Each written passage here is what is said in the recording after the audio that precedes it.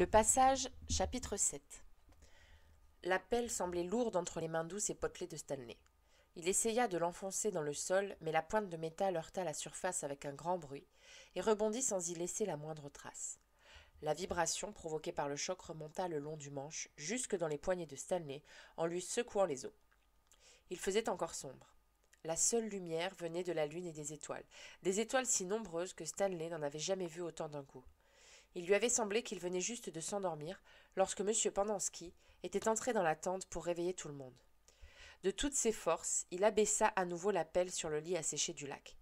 Cette fois encore, le choc lui fit mal aux mains, mais laissa la terre intacte. Il se demanda si sa pelle n'était pas défectueuse. Il lança un coup d'œil à Zéro qui se trouvait 5 mètres plus loin et venait d'extraire une pelletée de terre sèche qu'il jeta sur un tas dont la hauteur atteignait déjà une trentaine de centimètres. Au petit déjeuner, on leur avait servi une assiette de céréales tièdes. Ce qu'il y avait eu de meilleur, c'était le jus d'orange. Ils avaient eu droit à un demi-litre chacun. Les céréales n'avaient pas trop mauvais goût, mais elles dégageaient la même odeur que son lit de camp. Ensuite, ils avaient rempli leurs bidons, pris leurs pelles et on les avait emmenés sur le lac. Chaque groupe devait creuser dans un secteur différent. Les pelles étaient rangées dans une cabane à outils près des douches. Elles avaient toutes paru identiques aux yeux de Stanley, bien que X-Ray eût la sienne propre, que personne d'autre n'avait le droit d'utiliser. X-Ray prétendait qu'elle était plus courte que les autres, mais si c'était le cas, elle devait avoir à peine 1 centimètre de moins. Les pelles faisaient 1,50 m de longueur, depuis la pointe de métal jusqu'à l'extrémité du manche en bois. Les trous devaient avoir une profondeur égale à la longueur de la pelle. Pour le diamètre, il fallait qu'en la posant à plat sur le fond, on puisse lui faire un tour complet. C'était pour cela que X-Ray tenait à avoir une pelle plus courte que les autres. Il y avait tant de trous et de monticules de terre au fond du lac que le paysage rappelait à Stanley les images qu'il avait vues de la Lune. « Si tu trouves quoi que ce soit d'intéressant ou d'inhabituel, lui avait dit Mr. Pendanski, il faut que tu le signales soit à moi, soit à Mr. Monsieur, quand il viendra avec le camion d'eau. Si le directeur apprécie ce que tu auras trouvé, tu seras libre pour le reste de la journée. »« Et qu'est-ce qu'on doit chercher ?» avait demandé Stanley. « Tu ne dois rien chercher du tout. Tu dois creuser pour te forger le caractère. Simplement, si par hasard tu découvres quelque chose, le directeur voudra le savoir. » Stanley jeta un regard désespéré à sa pelle. Elle n'était pas défectueuse. C'était lui qui l'était. Il remarqua une mince fissure dans le sol. Il posa dessus la pointe de sa pelle, puis sauta des 2 pieds sur la lame. La pelle s'enfonça de quelques centimètres dans la terre compacte. Stanley sourit. Pour une fois dans sa vie, ces kilos superflus lui avaient été utiles. Il pesa sur le manche et parvint à extraire sa première pelletée de terre qu'il rejeta un peu plus loin. « Encore 1 million de fois la même chose, » pensa-t-il. Puis il replaça la pointe de la pelle sur la fissure et sauta dessus une nouvelle fois. Il enleva ainsi plusieurs pelletées de terre avant de se rendre compte qu'il les avait jetées à l'intérieur du périmètre de son trou. Il posa alors sa pelle à plat sur le sol et marqua les limites du trou qu'il devait creuser. 1,50 m. C'était horriblement large. Il repoussa la terre qu'il avait déjà enlevée au-delà des marques qu'il avait faites, puis il but un peu de l'eau que contenait son bidon. 1,50 m. C'était aussi horriblement profond. Au bout d'un moment, il lui fut moins difficile de creuser. C'était à la surface que le sol était le plus dur. Le soleil y avait fait cuire une croûte d'une vingtaine de centimètres d'épaisseur. Au-dessous, la terre était plus meuble. Mais lorsque Stanley eut enfin réussi à traverser la croûte, il avait déjà au milieu du pouce droit une grosse ampoule qui lui faisait mal quand il tenait la pelle. L'arrière-arrière-grand-père de Stanley s'appelait Elia Yelnats. Il était né en Lettonie. Quand il eut 15 ans, il tomba amoureux de Mira Menke. Il ignorait bien sûr qu'il serait l'arrière-arrière-grand-père de Stanley. Mira Menke était âgée de 14 ans. Elle allait avoir 15 ans 2 mois plus tard, et son père estimait qu'il serait alors temps de la marier. Elia alla voir son père pour lui demander sa main, mais Igor Barkov, l'éleveur de cochons, en fit autant. Igor avait 57 ans, un nez rouge et de grosses joues boursouflées. « Je vous échange votre fille contre mon cochon le plus gras, » proposa Igor. « Et toi, qu'est-ce que tu as » demanda le père de Mira à Elia. « Un cœur débordant d'amour » répondit Elia. « Je préfère un cochon bien gras » dit le père de Mira. Désespéré, Elia alla voir Madame Zeroni, une vieille gitane qui habitait à la sortie de la ville. Il était devenu ami avec elle, bien qu'elle fût nettement plus âgée que lui. Elle était même plus âgée qu'Igor Barkov. Les autres garçons de la ville aimaient se livrer à des combats de lutte dans la boue. Elia, lui, préférait aller voir Madame Zeroni et écouter les innombrables histoires qu'elle avait à raconter. Madame Zeroni avait le teint basané et une très grande bouche. Quand elle vous regardait, ses yeux semblaient se dilater, et on aurait dit qu'elle voyait à travers vous. « Qu'est-ce qui ne va pas, Elia ?»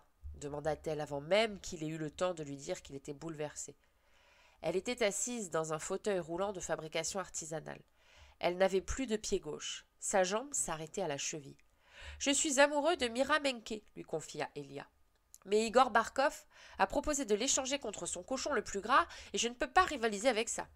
Tant mieux, dit Madame Zeroni. Tu es trop jeune pour te marier, tu as encore toute la vie devant toi. Mais j'aime Mira. La tête de Mira est aussi vide qu'un pot de fleurs. Mais elle est belle. Les pots de fleurs aussi. Est-ce qu'elle est capable de pousser une charrue? Est-ce qu'elle sait traire une chèvre? Non, car elle est trop fragile. Est-elle capable de tenir une conversation intelligente? Non, car elle est sotte et écervelée. Est-ce qu'elle saura prendre soin de toi quand tu seras malade? Non, car c'est une enfant gâtée, et tout ce qu'elle voudra, c'est que ce soit toi qui prennes soin d'elle. Donc, elle est jolie. Et alors? Pff. Et Madame Zeroni cracha sur le sol. Elle dit alors à Elia qu'il ferait mieux d'aller en Amérique. Comme mon fils, c'est là qu'est ton avenir. Tu n'as rien à faire avec Mira Menke. Mais Elia ne voulait rien entendre. Il avait 15 ans et tout ce qu'il voyait, c'était la beauté superficielle de Mira. Madame Zeroni se désolait de voir Elia si malheureux, et bien qu'elle fût convaincue qu'il avait tort d'insister, elle accepta de l'aider. Il se trouve que Matruy a mis bas une portée de cochonnets hier. Il y a parmi eux un petit malingre qu'elle refuse d'allaiter. Tu peux la voir si tu veux. Sinon, de toute façon, il mourra.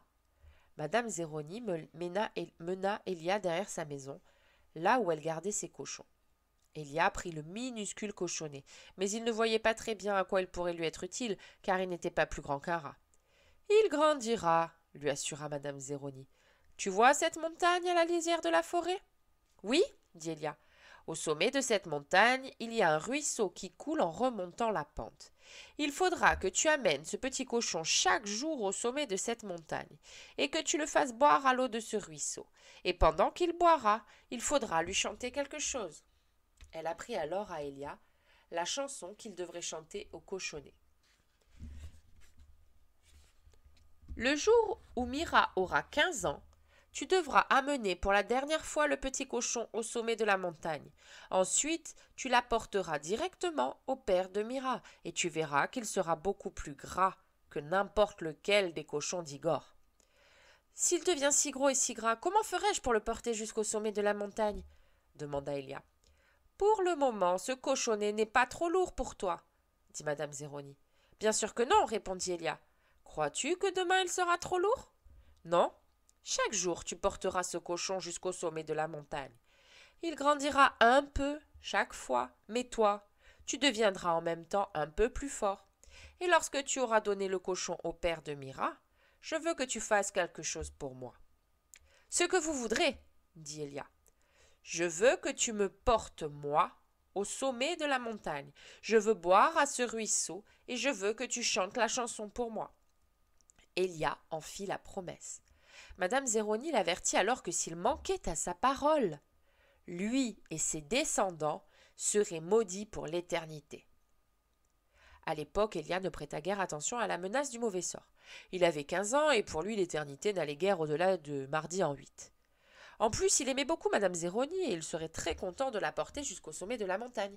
Il l'aurait même fait sur le champ, mais il n'était pas encore assez fort. Stanley continuait de creuser. Son trou faisait près d'1 mètre de profondeur, mais seulement en son centre. Ses parois remontaient en pente jusqu'au bord. Le soleil venait seulement d'apparaître à l'horizon, mais il sentait déjà la brûlure de ses rayons sur son visage. Lorsqu'il se pencha pour prendre son bidon, il eut soudain un vertige et dut s'appuyer des 2 mains sur ses genoux pour ne pas tomber. Pendant un instant, il crut qu'il allait vomir, mais son malaise se dissipa et il but la dernière goutte d'eau qui lui restait. Il avait des ampoules sur tous les doigts et une autre au centre de chaque paume. Les autres trous étaient beaucoup plus profonds que le sien. Il n'arrivait pas à les voir entièrement, mais on pouvait le deviner d'après la hauteur des tas de terre qui les entouraient. Il vit un nuage de poussière se déplacer à la surface du lac asséché et remarqua que les autres avaient cessé de creuser pour le regarder également. Le nuage de poussière s'approcha et il s'aperçut qu'il suivait un pick-up rouge. Le pick-up s'arrêta près de l'endroit où il creusait et les autres se mirent derrière en file indienne. X-Ray en tête, Zéro en dernier. Stanley rejoignit la file en se plaçant derrière Zéro. Monsieur remplit leur bidon à une citerne installée sur la plateforme du pick-up. Lorsqu'il prit le bidon de Stanley, il lança. « On n'est pas chez les Girl Scouts, ici, pas vrai ?» Stanley haussa une épaule. Monsieur le suivit jusqu'à son trou pour voir où il en était. « Tu ferais bien de te dépêcher, sinon tu seras obligé de continuer à creuser au moment où le soleil sera le plus chaud. » Il enfourna quelques graines de tournesol, enleva habilement les écorces avec les dents et les cracha dans le trou de Stanley. Chaque jour, Elia porta le petit cochon au sommet de la montagne et lui chanta une chanson, tandis qu'il buvait au ruisseau. À mesure que le cochon grossissait, Elia devenait de plus en plus fort. Le jour des 15 ans de Mira, le cochon d'Elia pesait plus de 300 kilos. Madame Zeroni lui avait dit de le porter au sommet de la montagne ce jour-là aussi. Mais Elia ne voulait pas se présenter devant Mira en sentant le cochon. Il préféra prendre un bain. C'était son 2e bain en moins d'une semaine. Ensuite, il amena le cochon chez Mira. Igor Barkov était là également, et lui aussi avait un cochon. « Voici 2 des plus magnifiques cochons que j'ai jamais vus, » déclara le père de Mira. Il fut aussi impressionné par Elia qui semblait avoir grandi en taille et en force depuis 2 mois. « Je croyais que tu n'étais qu'un paresseux tout juste bon à lire des livres, » dit-il. « Mais je vois que tu ferais un excellent lutteur dans les combats debout. »« Puis-je épouser votre fille ?» demanda hardiment Elia. « Je dois d'abord peser les cochons. » Hélas, le pauvre Elia aurait mieux fait de porter une dernière fois son cochon en haut de la montagne, car le sien et celui d'Igor Barkov pesaient exactement le même poids. Les ampoules de Stanley avaient crevé et d'autres se formaient. Il changeait sans cesse la position de ses mains sur la pelle pour essayer d'atténuer la douleur. Finalement, il ôta sa casquette et en entoura le manche pour protéger ses paumes à vif. C'était mieux, mais la casquette glissait et il avait du mal à creuser. En plus, le soleil lui tapait directement sur la tête et la nuque, maintenant qu'elle n'était plus protégée. Tout en essayant de se convaincre du contraire, il s'était rendu compte depuis un moment que ces tas de terre étaient trop près du trou. Les monticules se trouvaient à l'extérieur du cercle d'1,50 m de diamètre, mais il voyait bien qu'il allait manquer de place. Pourtant, il faisait comme si de rien n'était et continuait de jeter la terre sur les tas qu'il serait bien obligé de repousser plus loin à un moment ou à un autre. L'ennui, c'est que la terre était compacte tant qu'elle restait dans le sol, mais dès qu'on en retirait une pelletée, elle augmentait de volume, et les tas finissaient par être beaucoup plus grands que la profondeur du trou. Il fallait bien s'y résoudre maintenant ou un peu plus tard. À contre-cœur, Stanley sortit de son trou et enfonça la pelle dans la terre qu'il avait déjà extraite, pour la repousser un peu plus loin. Le père de Mira se mit à 4 pattes pour examiner attentivement chaque cochon de la queue au groin. « C'est vraiment 2 des plus magnifiques cochons que j'ai jamais vus, » répéta-t-il enfin. « Je ne sais pas à quoi décider. Je n'ai qu'une seule fille. »« Et si vous laissiez Mira décider elle-même, suggéra Elia. »« C'est ridicule, » protesta Igor en postillonnant. « Mira n'est qu'une fille sans cervelle, » dit son père. « Comment pourrait-elle décider alors que moi, son père, je n'y arrive pas ?»« Elle sait bien ce qu'elle ressent dans son cœur, » dit Elia. Le père de Mira se frotta le menton, puis il éclata de rire et dit « Pourquoi pas, après tout ?» Il donna une tape sur l'épaule d'Elia. « Moi, ça m'est égal, ajouta-t-il. Un cochon est un cochon. » Il fit venir sa fille. Elia rougit lorsque Mira entra dans la pièce. « Bonjour, Mira, dit-il. Elle le regarda. « Tu t'appelles Elia, c'est bien ça ?» demanda-t-elle. « Mira, dit son père, Elia et Igor m'ont tous 2 proposé un cochon en échange de ta main. Moi, ça m'est égal. Un cochon est un cochon. Je vais donc te laisser choisir toi-même. Qui veux-tu épouser ?» Mira sembla embarrassée. « Tu veux que je décide moi-même ?»« Exactement, ma douce fleur, dit son père. « Je ne sais vraiment pas, dit Mira. Quel est le plus gros cochon ?»« Il pèse exactement le même poids, dit son père. « Mon Dieu, dit Mira, je crois que je vais choisir Elia. Non, Igor. Non, Elia. Non, Igor. Ah, je sais ce que je vais faire. Je vais penser à un chiffre entre 1 et 10, et j'épouserai celui qui dira le chiffre le plus proche. Allez-y, je suis prête. 10, lança Igor. Elia resta silencieux. « Elia » dit Mira, « vas-y, choisis un chiffre. » Mais Elia ne prononça aucun chiffre.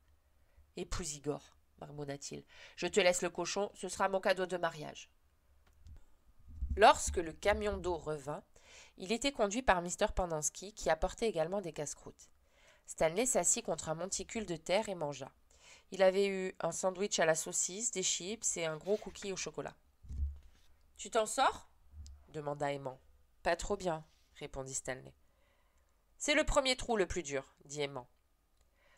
Stanley respira profondément. Il ne pouvait pas se permettre de traîner. Il avait un gros retard sur les autres et le soleil devenait de plus en plus brûlant. Il n'était même pas encore midi, mais il n'était pas sûr d'avoir la force de se lever. Il songea à laisser tomber en se demandant ce qu'il risquait. Que pourrait-il bien lui faire dans ce cas? Ses vêtements étaient trempés de sueur. À l'école, on lui avait dit que transpirer était très bon pour la santé. C'était le moyen qu'avait trouvé la nature pour rafraîchir le corps. Alors pourquoi avait-il si chaud? En s'aidant de sa pelle, il parvint à se relever. « Qu'est-ce qu'on fait quand on a besoin d'aller aux toilettes ?» demanda-t-il à Aimant. Aimant montra la vaste étendue de terre qui les entourait. « Tu prends un trou, n'importe lequel ?» dit-il. Stanley s'éloigna en chancelant et faillit tomber en trébuchant contre un monticule de terre. « Mais fais attention, qu'il n'y ait pas de bestiole dans le trou !» cria Aimant dans son dos. Lorsqu'il eut quitté la maison de Mira, Elia erra sans but à travers la ville jusqu'à ce qu'il arrive au port. Il s'assit au bord d'une jetée et contempla l'eau froide et noire. Il n'arrivait pas à comprendre comment Mira avait pu hésiter entre lui et Igor. Il pensait qu'elle l'aimait. Mais même si elle ne l'aimait pas, ne voyait-elle donc pas qu'Igor était un affreux personnage? Madame Zeroni l'avait bien dit. Elle avait la tête aussi vide qu'un pot de fleurs.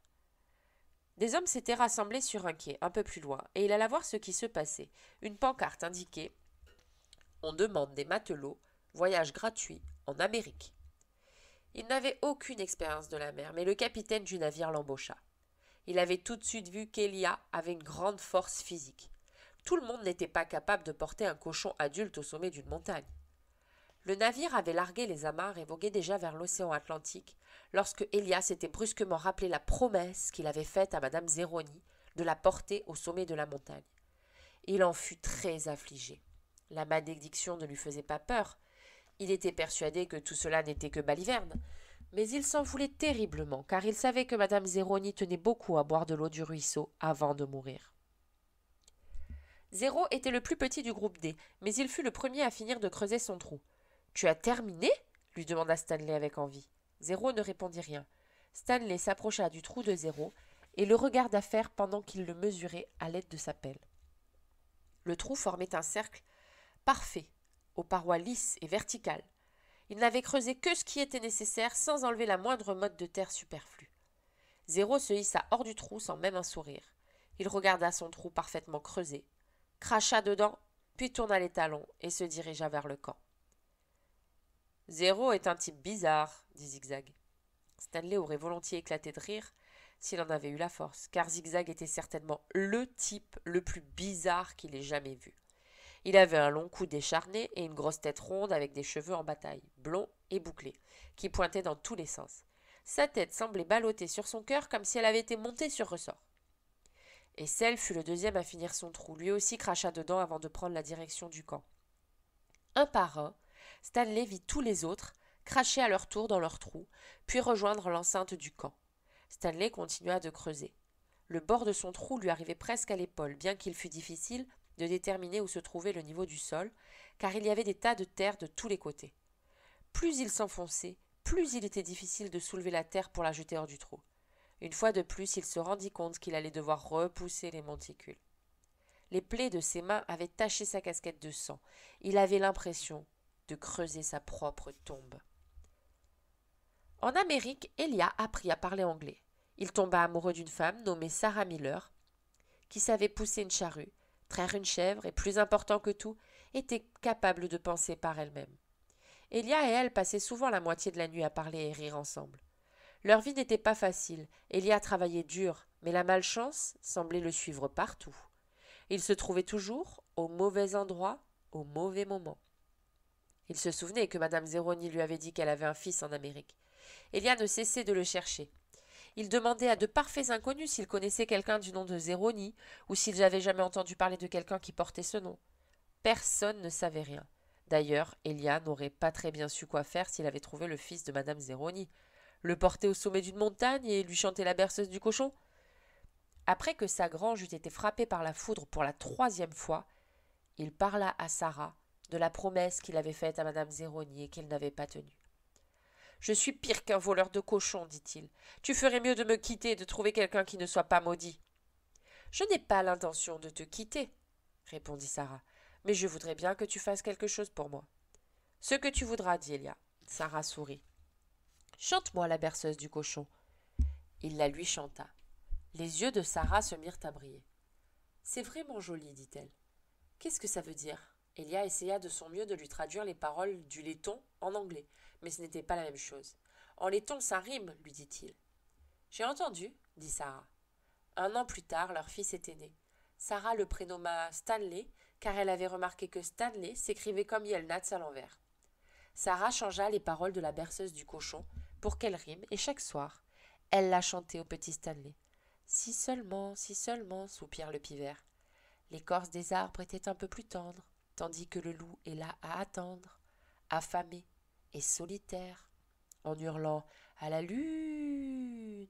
Si seulement, si seulement. La profondeur du trou de Stanley était égale à la longueur de sa pelle, mais le fond n'était pas suffisamment large. Il fit la grimace et détacha une grosse motte de terre qu'il jeta sur l'un des monticules. Il mesura à nouveau le fond du trou, et cette fois, à sa grande surprise, il constata que la pelle tenait à plat. Il la fit tourner sur elle-même, et dut simplement enlever quelques petits morceaux de terre par-ci par-là, pour qu'elle puisse faire un tour complet. Il entendit alors le camion d'eau approcher, et ressentit une étrange sensation de fierté à l'idée qu'il allait pouvoir montrer à Mister Monsieur ou à Mister Pendanski qu'il avait réussi à creuser son premier trou. Il posa les mains sur le bord et essaya de se hisser à l'extérieur. Il en fut incapable. Ses bras étaient trop faibles pour soulever le poids de son corps. Il voulut s'aider avec les jambes, mais il n'avait plus de force. Il était pris au piège dans son propre trou. C'était presque drôle, mais il n'était pas d'humeur à rire. « Stanley !» La voix de Mister Pendanski l'appelait. À l'aide de sa pelle, il tailla dans la paroi 2 encoches, suffisamment profondes pour y mettre les pieds, et parvint à s'extraire du trou au moment où Mister Pendanski s'avançait vers lui. « J'avais peur que tu te sois évanoui. Tu n'aurais pas été le premier. »« J'ai fini, » dit Stanley en remettant sur sa tête sa casquette tachée de sang. « Bravo !»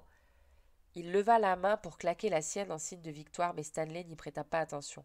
Il n'avait plus la force de soulever sa propre main. Mister Pendanski laissa retomber son bras et regarda le trou que Stanley avait creusé. « C'est très bien. Tu veux que je te ramène dans le camion ?» Stanley refusa d'un hochement de tête. « Je vais y aller à pied, » dit-il. Mister Pendanski remonta dans le pick-up sans remplir le bidon de Stanley. Celui-ci attendit qu'il se soit éloigné, puis regarda à nouveau son trou. Il savait qu'il n'y avait pas de quoi se vanter, mais il était quand même fier de lui. Il cracha alors au fond du trou le dernier filet de salive qui lui restait.